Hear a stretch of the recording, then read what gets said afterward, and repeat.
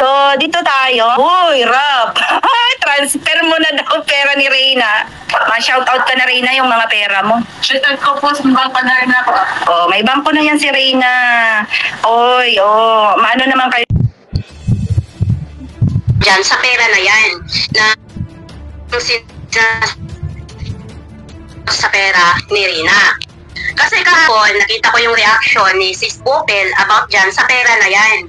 Na pinapaano ni Rowinem ang pera ni Rina na nandoon kay Kalinga Prab. Ngayon, ang masasabi ko po dito, wala po silang karapatan na mag-claim dyan sa pera na yan ni Rina regarding sa 15th birthday ng bata.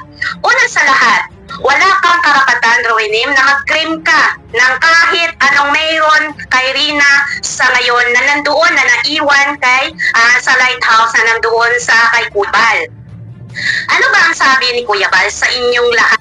Ayan na, muli nagbabalik po yung lingkod, guys. Isang mainit na araw sa ating lahat at ang topic natin, ito yung patungkol dun sa pera, narinig naman ninyo dun sa intro, na nananawagan itong Rowinem, tinuturuan si Reyna na sana daw yung pera ni Reyna ay padala na daw kay Reyna, isan daw sa ATM, tinuturuan si Rowinem. And pati yung bike, wow, ayan, founder and versus founder, Rowinem. Ano ang karapatan mo, Rowinem, na kunin ang perang hindi naman sa'yo? Perang hindi nang galing sa bulsa mo, perang hindi nang galing sa mga sponsor na hawak mo. Ano mang meron, si Reyna noon na ito ay nandoon sa pangangalaga ni Kuya Bal ni Kalinga Prab. Wala kang karapatan na ikaw ay manawagan at para makuha ano man meron si Reyna. Bakit? Sino ka? Ha? Tanungin muna ninyo yung mga sponsor na nagbigay, kung dapat ba talagang ibigay pa kay Reyna, gayong si Reyna naman ay winakwak na ninyo. Mas okay sana kung mismong Kalingap ang nagbigay sa'yo diya kay Reyna kasama lahat kung anong meron si Reyna. Ano nangyari? Niwinakwak ninyo, ginapang ninyo. O tuloy muna tayo ha. Guys, pakiclick ng thumbs up. Sabi ko nga sa inyo, ninakaw nila si Reyna, ginapang. Kinuha. Nakipagsabuatan si Melanie. Yun, nakuha. Tapos ngayon, nananawagan, tinuturuan ng bata. Yan. Founder and versus founder, Rowinem, nawakwak. Na kung sinong gustong mag-claim ng gamit ni Rina ay dapat pumunta sa lighthouse at higit sa lahat. Dalhin ang patunay na resibo na ikaw mismo ang bumili at nagbigay sa item doon kay Rina. Yan. Kung natatandaan niyo ang panawagan ni Kuya Bal, ang sino man na naghahangad ng nanais o gustong kunin anuman meron kay Rina, unang-una yung bike, walang gagawin kung hindi pumunta. Mangyari lamang na pumunta sa lighthouse at magdala ng resibo. Ginawa ba ninyo? Hindi. Tsaka kakapal ng mukha nila. Hindi naman nila kinakalingap. Ang sabi ni Kuya Bal, ang sino man na nagnanais, naghahangad, na kunin, anumang meron, bike, mangyari lamang pumunta sa lighthouse, magdala ng resibo. Wala.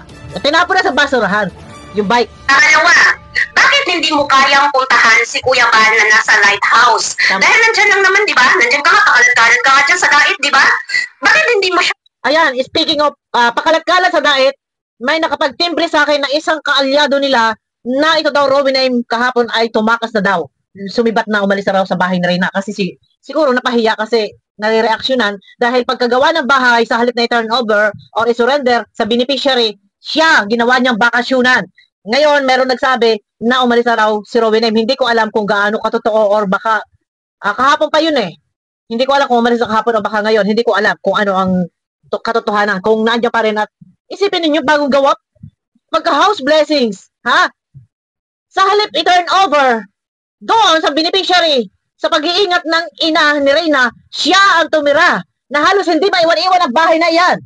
Ano yung sinasabi kasulatan daw na nakapangalan daw, kay Reyna, ang lupa, ano yan? Kasunduan? Pirmahan lang sa barangay? O walang titulo? Rowinem, huwag mo sabihin nakapangalan, ha? Ipakita nyo ang titulo na talaga nakapangalan kay Reyna, na-transfer kay Reyna. Ha? Wala kang update tungkol sa titulo. Wala kang na ipakita tungkol sa titulo. At kung meron man yan na titulo, dapat yan sa pag-iingat ni Melanie bilang siya ay ina. Ano ang ginawa mo? Rowinem, pagka house blessings, ikaw ang tumira.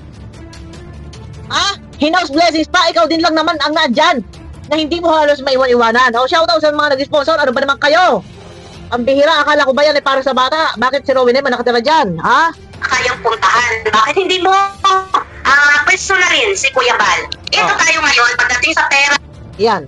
Doon lang, Founder Ann. Mahina ang signal ni Founder. Una sa lahat, Yeah. ako o ang sponsor ko nag-discuss about dyan sa pera na yan na nalikom kay Rina nung 15th birthday niya. Nagdesisyon daw. Napuputol ang signal niya. At ako lang po ang may karapatan Yes. kung saan po namin pwedeng ibigay ang pera na yan pagdating kay Rina. Sa ngayon po, ang pera Ano? Rowan 9. Dadigal ako. Sorry, guys. sorry. Ayan, Rowan 9. Ano ang masasabi mo ngayon? Ha? Na si Founder Ann lang ang may karapatan magdesisyon. Sabihin natin na nga niya, may karapatan si Kalinga Prab. Pero ang perang nalikom, galing niya sa grupo ni Founder Ann. Ha? Ano? Rowan 9, sino ka para kunin ang pera na nanggaling kay Founder Ann sa grupo ni Founder Ann? Ha? Ang lakas ng loob mo mga has? Mag-interest? Manawagan at tuturuan mo pa yung bata? Ha? Ang lakas ng loob mo ha? O tuloy. Tuloy. na yan, nandyan po kay Kalinga Prab at hindi po yan nagagalaw ni Kalinga Prab. Tama. At higit po sa lahat, ako po ang may karapatan na magsabi kung kanino namin ibigay o kung ibibigay ba namin kay Rina ang pera na yan. Tama. Kasi yung perang iyan, di ba, birthday na rin na. Marami ang nagpaabot ng pagmamahal. Alam nyo, regalo, pera. So, hindi naman kasi pa pwedeng si Reyna ang hahawak ng pera. At yung perang iyan, hindi rin naman pwedeng ibigay kay Lolo Nestor. Hindi rin naman pwedeng ibigay kay Melanie. Dahil si Reyna ay nasa poder ng Kalingap that time na inulan ng biyaya. So, dahil ang pera na yan ay para kay Reyna, inilaan sa kinabukasan, sa pag-aaral. O anong nangyari? Pinag-aaral ng Kalingap, ipinagagamot, winakwak nila Rowena. Itong Melanie, hindi nakapag-isip-isip, nainip siguro, ang gusto siguro sa kanya, nainip, nakipagsabuatan, nakipagkasundo kila Rowena sa magaganda at matatamis sa palit na salita may third floor. Di umano, ang bahay na ipagagawa, ha? Bibila pa raw ng kotse. Meron pa daw sariling driver. Kaya pala, eto na, ang bahay hindi maiwan-iwan, kinuhaan ng yaya. Nasa halip ay si Melanie, ang kasama ni Reyna, pero ibang tao. Anong karapatan na ni Melanie? Yan, tuloy na, nalilis tayo guys. Ang topic natin, yung kay tungkol sa pera, to. Kasi noong that time nag-live ako, nang sabi ko noon kay Kalinga Prab na ibibigay ang pera na yan ng mag-18 si Rina. Yes. Ngayon, Yun ang pagkakaalam ko din talaga.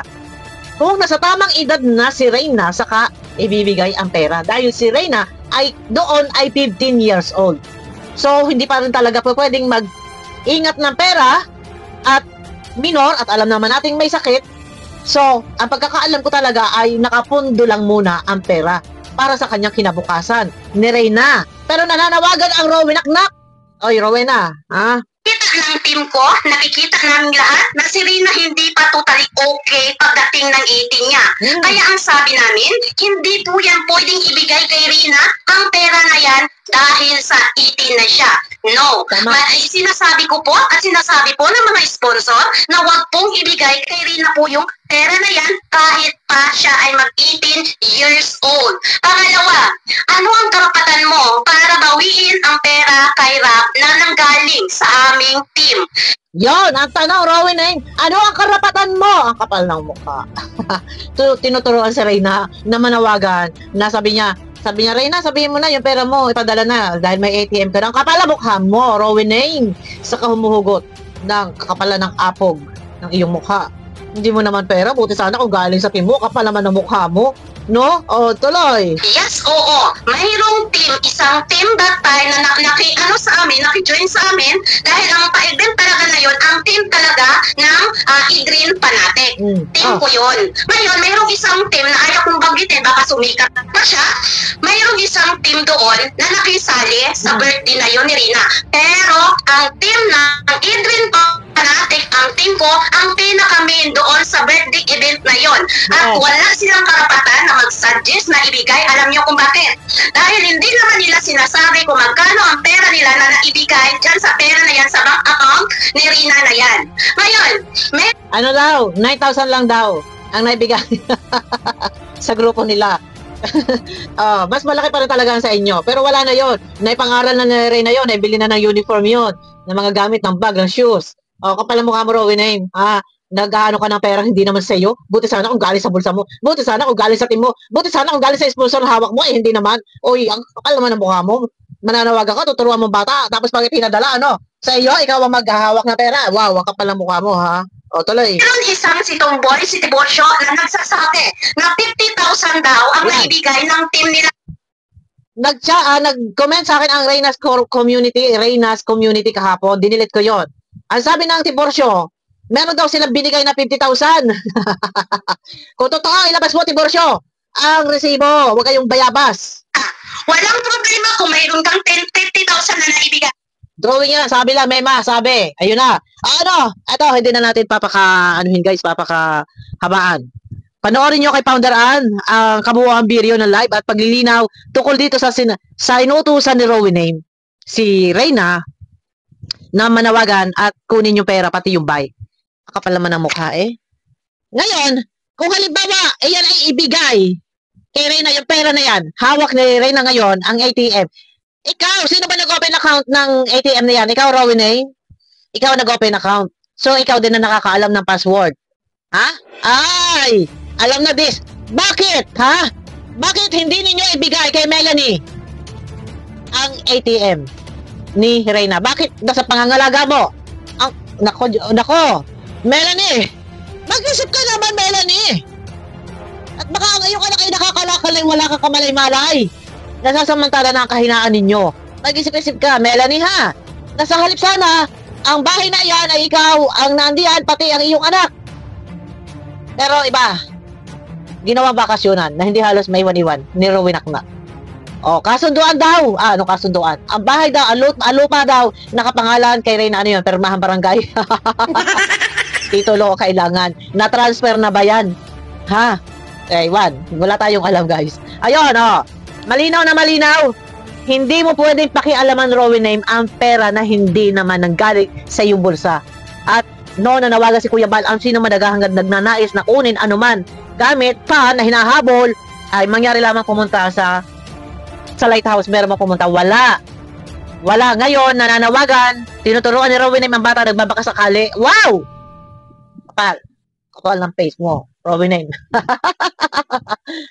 Ngayon sabi nga sa akin kahapon, sumibat daw ang Rowan Name. Siguro nahiya siguro dahil sa pag nababatikos dahil ginawa niya bakasyonan ng bahay, ay nahiya. Siguro, ayun na, sumibat na daw. Pero abangan natin at baka yun ay nandyan lang sa paligid-ligid. Ayun na guys, abangan nyo ako sa aking next video. Pakiclick naman po ng thumbs up. Yung may gusto lang po at yung ayaw, ay wala naman po sa pilitan nito. Wala naman po problema. Ayan, may shout out. Abangan nyo ako guys sa aking next video.